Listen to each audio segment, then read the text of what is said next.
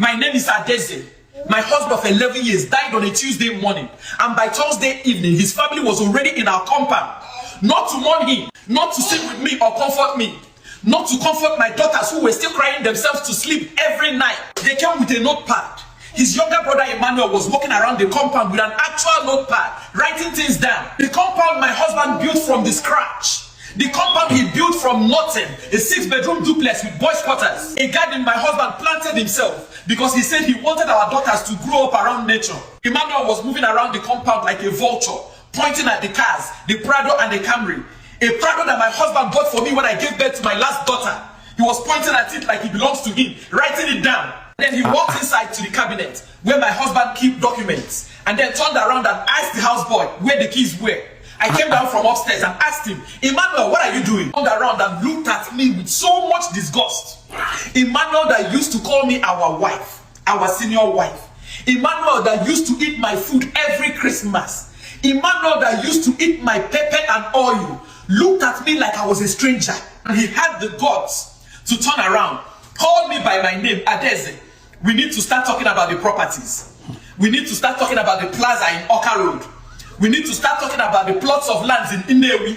He went on and said, yes, we need to start talking about all his properties, all his houses everywhere. You know the situation. You know you do not have a male child for my brother Adeze. You already know the situation. And this vulture is talking about all my husband's investment properties.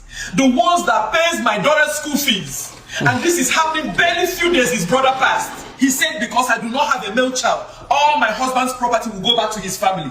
The plaza he spent 4 years in building, everything, all his investment properties will go back to his family. Me and my daughters get to have nothing. Even the house we live in. So basically me and my daughters will have to live empty-handed. I didn't scream at him at all. I didn't throw things. Where will I find strength? My husband basically just passed a few days ago. I am just starting to mourn. And all this is happening. I just turned around and I told him, Emmanuel, get out of my compound right now. This vulture laughed in my face. Yes, he actually laughed. He turned around while walking out of the gate. He said, Adeze, don't make this harder than it needs to be. Before he finally walked out, he said, you are just a woman. I cannot trade words with a woman. You need to start thinking about your daughters from now on. You are just a woman, but don't make this harder than it needs to be. And I responded to him and said, oh yes, I am actually thinking about my daughters. And that's the reason why I am not going to move an inch. They thought grief has finished me. They thought grief has weakened me. They forgot the woman who has held this family down for 11 years is still standing here. And that woman is me. And I am the woman. I will not let their stupid tradition strip my children of their inheritance, strip my children of their rights. A few days after that, they came back with a letter. Not a conversation, not a family meeting request. A typed, printed, signed letter delivered to my gate man like I was some tenant being evicted in my own home. The letter said I had 30 days, just 30 days to hand over all title documents to them. The plaza in Oka Road, the lands in Inewi, the investment property in Opera Avenue, all of it, they want me to hand over the title in 30 days. They want me to sign away everything my husband spent his entire adulthood building. Everything he sacrificed for. The years my husband ate just one meal to be able to save up and build all those investments. Oh, our struggling years. The years I had to hold the family down. The years I had to run the family with literally nothing just so he can reinvest all the profits into the business. That is what they want me to hand over to them in just 30 days. Like it's nothing. Like it's a borrowed property. I picked up my phone immediately and I called their elder sister, Auntie Ngozi. The one who their elder sister, Auntie Ngozi. The one who danced at my wedding. The one who said I was the best thing that ever happened to their brother.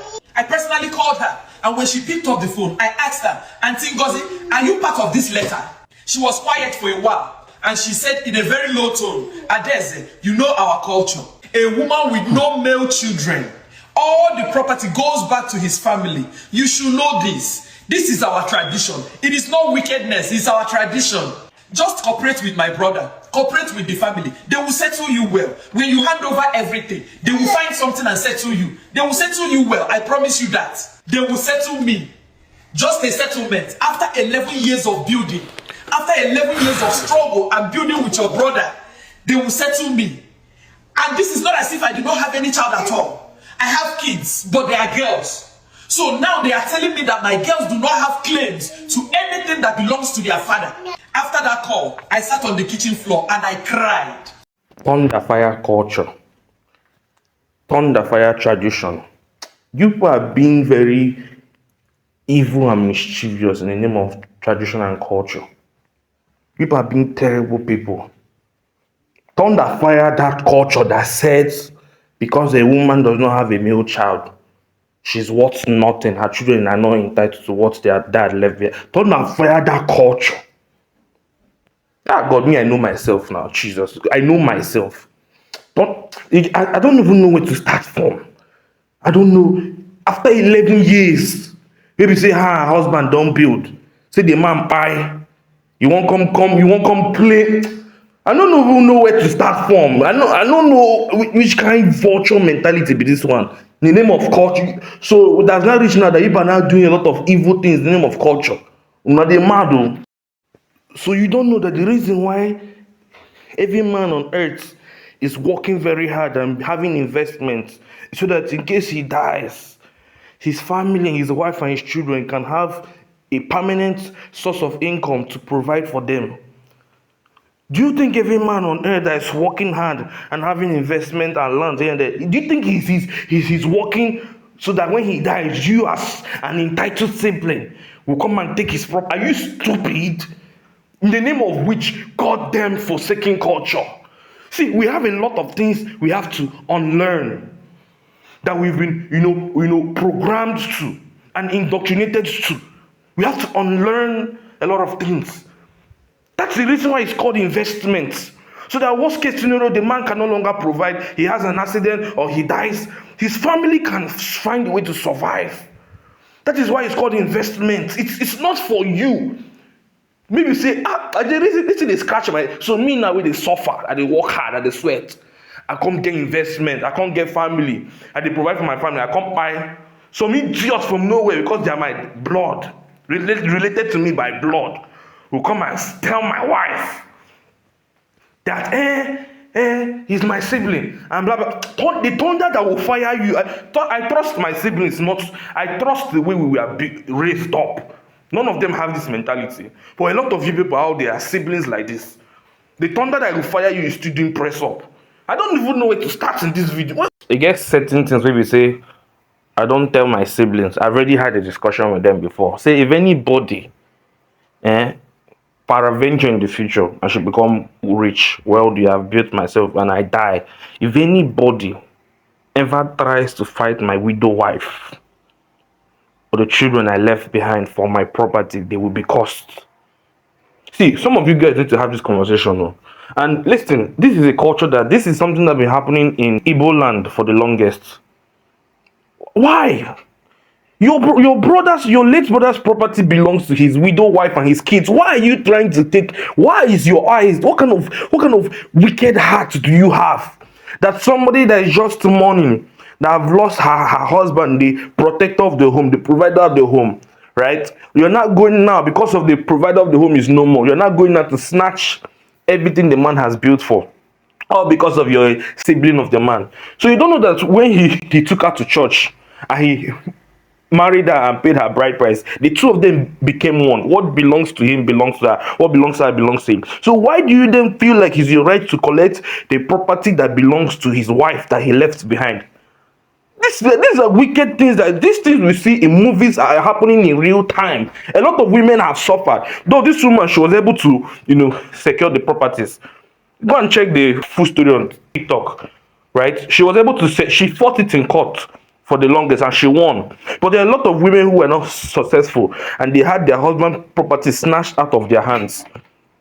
Their late husband properties, and they were left with nothing, chased out into poverty. And a lot of we need to have this conversation. We need to have this talk. A lot of one of the mistakes I noticed that rich men make is that they spend so much time looking for how to make money, but they don't have a lot of plans to secure that money. If you're a rich man and you don't have a will by now, you're making a flawed mistake. Don't let your wife suffer. Don't let your kids suffer. If you're a rich man, you have a lot of property, you should have a will by now.